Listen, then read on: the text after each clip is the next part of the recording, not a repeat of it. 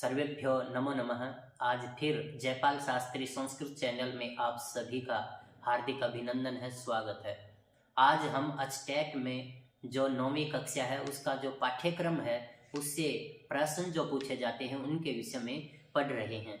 तो हमारा जो 9वीं कक्षा का पहला जो लेसन है भारतीय वसंत गीत ही, इस पाठ के जो लेखक हैं वो हैं प्रख्यात कवि पंडित जानकी वल्लभ शास्त्री जी। और ये जो गीत लिया गया है ये काकली नामक गीत संग्रह से संकलित किया गया है। पिछली बार एक बार अचटेट में आपका एक प्रश्न आया हुआ है कि काकली के लेखक कौन हैं। तो जो काकली है उसके लेखक हैं प्रख्यात कवि पंडित जानकी वल्लभ शास्त्री जी। और आपका जो दूसरा पाठ है 9वीं कक्षा का वो है स्वर्ण काकः, सोने का कोवा।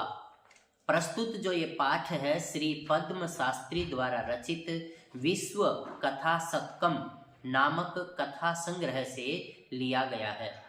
पद्म शास्त्री साहित्य आयुर्वेदाचार्य, काव्य तीर्थ, साहित्य रत्न, शिक्षा शास्त्री और रसियन डिप्लोमा आदि उपाधियों से भूषित हैं। इन्हें सोवियत भूमि, नेहरू पुरस्कार समिति और राजस्थान साहित्य अकादमी द्वारा स्वर्ण पदक प्राप्त है। इन्होंने जो अन्य रचनाएं रची हैं उनके नाम हैं जो आपके अचटेट की परीक्षा में पूछे जा सकते हैं कि पद्म जो शास्त्री जी हैं उनकी रचनाएं कौन कौन सी हैं। तो आप ये ध्यान दें कि इनकी अन्य रचनाएं ये हैं जिनके नाम हैं स्वराज्यम खंड काव्यम, सिनेमा शतकम, पद्य पंचतंत्रम, विश्व कथा शतकम आदि इनकी प्रमुख रचनाएं मानी जाती हैं। लेकिन इन्होंने इनके अतिरिक्त भी कुछ अन्य रचनाएं रची हैं जिनका मैं सभी रचनाओं के नाम आपके सामने प्रस्तुत कर रहा हूं। जैसे सिनेमा शतकम, स्वराज्यम खंड काव्यम, लेनिना मृत महाकाव्यम, मदिया सोवित यात्रा, पद्य पंचतंत्रम, बांग्लादेश विजयः, लोकतंत्र विजयः, विश्व कथा शतकम, चाय शतकम, महावीर चरितामृतम। जैसे आपके एक बार अचटेट में विश्व कथा शतकम के रचयिता कौन है ये पूछा हुआ है। तो यह आप ध्यान दें कि ये जो जितनी भी रचनाएं मैंने बोली हैं ये पद्म शास्त्री द्वारा रचित है। तो ये आपका दूसरा पाठ था जिसका जो लेखक हैं वे हैं पद्म शास्त्री जी। और जो ये पाठ था इसका मूल जो ग्रंथ है वो है विश्व कथा शतकम। तो तीसरा लेसन है वो है गोदोहनम। प्रस्तुत पाठ नाट्य विधा पर आधारित है। इस पाठ का संपादन श्री कृष्ण चंद्र त्रिपाठी द्वारा रचित चतुर्व्यूहम नामक नाटक से किया गया है। इस नाटक में ऐसे व्यक्ति की कथा का वर्णन है जो धनवान तथा सुखी होने की इच्छा से 1 माह तक गाय का दूध दुहने से रुक जाता है। अर्थात वो सोचने लगता है कि मैं आज निकालूंगा तो कम दूध मिलेगा, यदि मैं 1 मास के बाद निकालूंगा तो ज़्यादा दूध मिलेगा और मुझे ज़्यादा धन मिलेगा। तो इस तरह की ये एक कहानी है और इसका जो संपादन किया है वो श्री कृष्ण त्रिपाठी द्वारा किया गया है। और इसका जो मूल ग्रंथ है वो है चतुर्व्यूहम। तो चतुर्व्यूहम के लेखक कौन हैं? श्री कृष्ण चंद्र त्रिपाठी जी हैं। चतुर्थ पाठ है वो है कल्पतरुः। ये जो प्रसिद्ध पाठ है ये वेताल पंचविंशति से संकलित किया गया है और वेताल पंचविंशति के लेखक हैं शिवदास जी। ये जो कथाएं हैं ये लौकिक कथाओं पर आधारित है और वेताल राजा विक्रम को एक एक करके 25 कथाएं सुनाता है और उसके अंदर बड़ी ही भावपूर्ण और परीक्षा पूर्ण वहाँ पर उसकी प्रवृत्ति रहती है। और राजा से वो जो बेताल होता है वो पूछता है कि आप मेरे प्रश्नों का उत्तर दें, यदि आप नहीं देंगे तो आपका सिर आपके इस शरीर से अलग हो जाएगा, और यदि आप बोलोगे तो मैं आपके पास नहीं रुकूंगा। इस प्रकार बड़े ही भावपूर्ण ये कथाएं हैं। तो आपसे ये एक अचटेट में प्रश्न पूछा गया है कि वेताल पंचविंशति के लेखक कौन है, तो आप बताएंगे कि इसके लेखक शिवदास लेसन है, वो है सूक्ति मौक्तिकम। इसके अंदर सूक्तियाँ दी हुई हैं, और ये जो सूक्ति संग्रह है ये भिन्न भिन्न ग्रंथों से ली गई हैं, जैसे मनुस्मृति से, विदुर नीति से, और सुभाषित रत्न भांडागारम से, चाणक्य नीति से, और नीति शतकम से, हितोपदेश से, मृच्छकटिकम से और भामिनी विलास से ली गई हैं। जैसे वृत्तम यत्नेन संरक्षेत वित्तमेति च याति च अक्षिणो वित्ततः क्षीणो वृत्तस्तु हतो हतः मनुस्मृति से ली गई है। श्रूयताम धर्म सर्वस्वम श्रुत्वा चैवधार्यताम आत्मनः प्रतिकूलानि परेशान न समाचरेत, ये विदुर नीति से लिया गया है। प्रिय वाक्य प्रदानेन सर्वे तुष्यन्ति जन्तवः तस्मात् तदेव वक्तव्यम वचने का दरिद्रता, ये चाणक्य नीति से लिया गया है। पिबन्ति नद्यः स्वमेव नाभः स्वयं न खादन्ति फलानि वृक्षाः नादन्ति सस्यं खलु वारिवाहः परोपकाराय सताम विभूतयः, ये आपका सुभाषित रत्न भांडागारम से लिया गया है। इसके जो आगे वाली सूक्ति है, गुणेष्वेव हि कर्तव्यः प्रयत्नः पुरुषैः सदा गुणयुक्तो दरिद्रोपि नैश्वर्यैरगुणैः समः, ये मृच्छकटिकम से लिया गया है। आरंभ गुर्वी क्षयिणी क्रमेण लघवी पुरा वृद्धिमती च पश्चात् दिनस्य पूर्वार्ध परार्ध भिन्ना छायेव मैत्री खल सज्जनानाम, ये नीति शतक से ली गई है।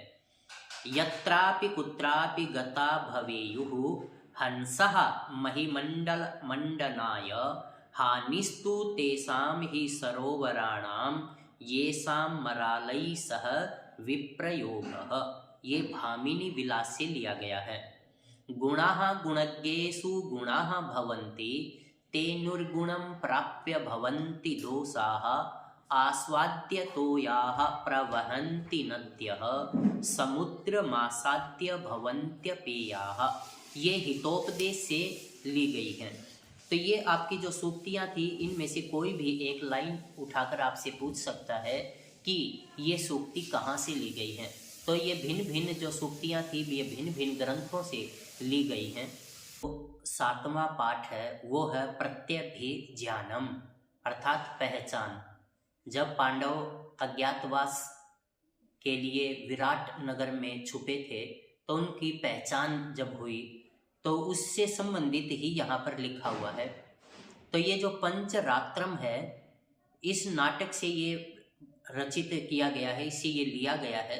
और पंचरात्रम की कथा वस्तु महाभारत के विराट पर्व पर आधारित है। पांडवों के अज्ञातवास के समय दुर्योधन एक यज्ञ करता है और यज्ञ की समाप्ति पर आचार्य द्रोण को गुरु दक्षिणा देना चाहता है, और इसके लिए दुर्योधन 5 रातों में पांडवों को ढूंढने की शर्त रखता है। तो यहाँ पर ये जो पंचरात्रम है ये भास द्वारा रचित है, और भास ने 13 नाटकों की रचना की है। वे 13 नाटक कौन कौन से हैं, यहाँ पर उनके नाम हैं दूत वाक्यम, कर्णभारम, उरुभंगम, दूत घटोत्कचम, मध्यम व्यायोगः। एक बार आपके अचटेट में यह प्रश्न आया हुआ है कि मध्यम शब्द किसके लिए प्रयुक्त हुआ है, तो ये भीम के लिए प्रयोग किया गया है, क्योंकि उसको मध्यम के नाम से भी जाना जाता है। तो मध्यम व्यायोगः पंचरात्रम अभिषेक नाटकम, बालचरितम, अविमारकम, प्रतिमा नाटकम, प्रतिज्ञा योगंधरायणम, स्वप्न वासवदत्तम तथा चारुदत्तम। अब आपके अचटेट में एक प्रश्न और आया हुआ है कि लावाणक नामक गांव का वर्णन किस ग्रंथ में है। तो ये जो लावाणक नामक गांव है ये स्वप्न वासवदत्तम और रत्नावली में वर्णित किया गया है। तो इस तरह से जो भास महाकवि हुए हैं उन्होंने सबसे ज़्यादा नाटक लिखे हैं और इनके नाटकों की जो संख्या है वो है 13। आपका जो 8वां लेसन है वो है लोह तुला, लोहे की तराजू। यह पाठ संस्कृत साहित्य के सर्व प्रमुख कथा ग्रंथ पंचतंत्र के मित्र भेद नामक तंत्र अर्थात अध्याय से संकलित किया गया है। पंचतंत्र महाकवि विष्णु शर्मा द्वारा रचित एक विशाल ग्रंथ है। 200 ईसा से 600 ईसा के मध्य विद्वानों के समाज में विशेष रूप से प्रसिद्ध महाकवि पंडित विष्णु शर्मा ने राजा अमर सिंह के पुत्रों को राजनीति में पारंगत करने के उद्देश्य से पंचतंत्र नामक सुप्रसिद्ध ग्रंथ की रचना की थी। ये जो ग्रंथ है पंचतंत्र अर्थात 5 अध्याय, उसको 5 तंत्रों में विभक्त किया गया है, 5 अध्यायों में विभक्त किया गया है। और एक बार आपके अचटेट में पूछा हुआ है कि आपका जो पंचतंत्र है उसका तृतीय तंत्र कौन सा है या 5वां तंत्र कौन सा है। तो मैं आपको क्रम से इनके नाम बताने जा रहा हूँ, आप इनके क्रम से नाम याद कर लें कि पहले कौन सा आएगा और आखिर में कौन सा आएगा। तो इसका जो पहला तंत्र है, पहला जो अध्याय है वो है मित्र भेद। दूसरा जो तंत्र है वो है मित्र संप्राप्ति। और जो तीसरा तंत्र है वो है काकोलुकीयम। और जो चतुर्थ इसका तंत्र है वो है लब्ध प्रणास।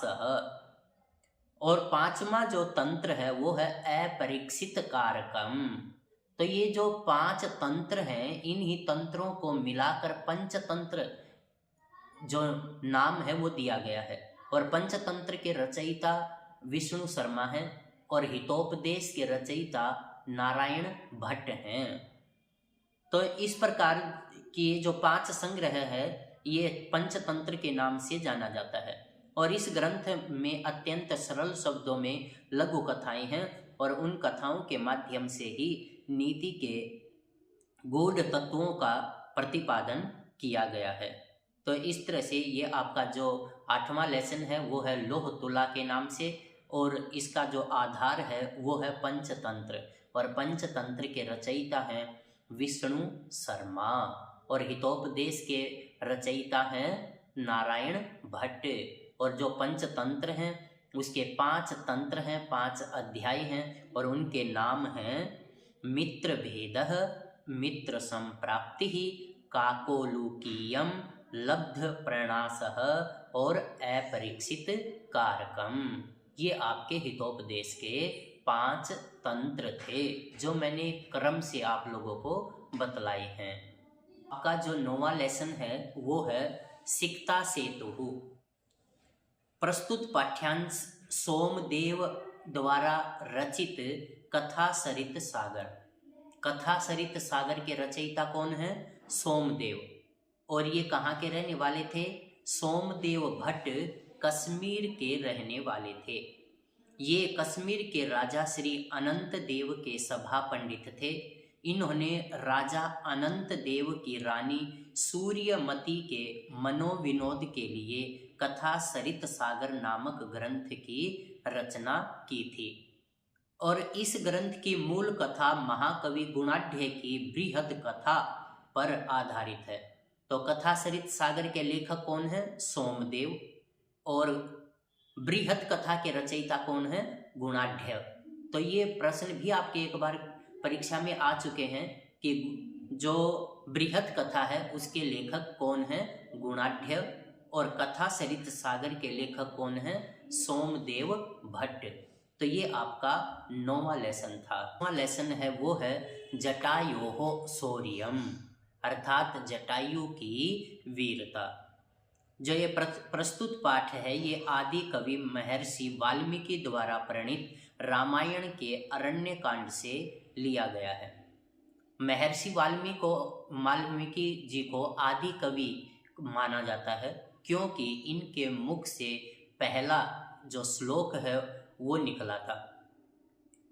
माँ निषाद प्रतिष्ठाम त्वमगमः शाश्वती समाः यत् क्रौंच मिथुनाद एकम काम मोहितम अवधीत, अर्थात यहाँ पर वो निषाद को श्राप देते हैं। तो इस तरह से ये जो माँ निषाद प्रतिष्ठाम है ये आदि श्लोक माना जाता है और महर्षि वाल्मीकि को आदि कवि माना जाता है। और इन्होंने रामायण की रचना की गई है और रामायण में करुण रस है। रामायण के अंदर इसे चतुर्विंशति सहस्री भी कहते हैं। इसके अंदर 24,000 श्लोक हैं, 7 कांड हैं और 645 सर्ग हैं। तो इस तरह से यहाँ पर ये जो आपका पाठ है जटायोः शौर्यम, इसका जो मूल ग्रंथ है वो है रामायण का अरण्य कांड। तो आप ये रामायण के विषय में और वाल्मीकि जी के विषय में यहाँ पर कुछ जान पाएंगे। तो ये आपका 10वां का जो 12वां लेसन है वो है वांग मनः प्राण स्वरूपम, वाणी मन तथा प्राण का स्वरूप। छांदोग्योपनिषद के 6ठे अध्याय के 5म खंड पर आधारित है। उपनिषद साहित्य के प्रमुख ग्रंथों में छांदोग्योपनिषद का प्रमुख स्थान है। इसके अंदर आरुणि आदि का जो संवाद है वो इसके अंदर दिया गया है। आरुणि और श्वेत केतु का जो संवाद है वो छांदोग्योपनिषद में बतलाया गया है। तो यहाँ पर इसके अंदर सारांश रूप में वाणी तेजोमयी है, मन अन्नमय है और प्राण जलमय है। तो इस तरह से आरुणि और श्वेत केतु का जो संवाद है वो छांदोग्योपनिषद में वर्णित है। और जो वेद हैं उनका जो अंतिम भाग है वो उपनिषद कहलाते हैं। वेदांत, अर्थात वेदांत किसे कहा गया है? उपनिषदों को। इसे जो ये उपनिषद हैं इनमें आपकी जो माया के विषय में, गूढ़ विद्या के विषय में वर्णन किया गया है। तो इस तरह से आपका ये 12वां लेसन था वांग मनः प्राण स्वरूपम।